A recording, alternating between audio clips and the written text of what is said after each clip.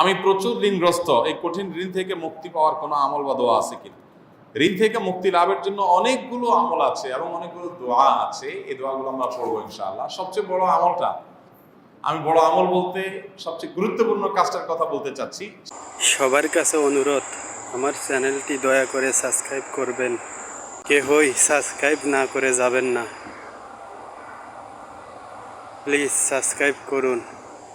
সেটা হলো ঋণ পরিশোধ করার জন্য সিরিয়াসনেস থাকা। সবচেয়ে গুরুত্বপূর্ণ বিষয় হলো ঋণ পরিশোধের জন্য কি থাকা? সিরিয়াসনেস থাকা। আমি অনেক মানুষকে জানি যারা ঋণ পরিশোধ করতে চান, অনেক ঋণ হয়ে গেছে, ঋণ পরিশোধ করতে চান, আমার কাছে এসে বলছেন, হুজুর এটা দোয়া শিখাই দেন, যেটা পড়লে আল্লাহ তাআলা ঋণ পরিশোধ করে দিবেন। আমি বলি ঠিক আছে, দোয়া আপনারা শিখাবো, আগে বলেন ঋণ কত টাকা। তো ধরেন বললো যে আমার এত লাখ টাকা ঋণ, আপনার ঋণ পরিশোধ করার কোনো ব্যবস্থা নাই? না হুজুর, কোনো ব্যবস্থা নাই।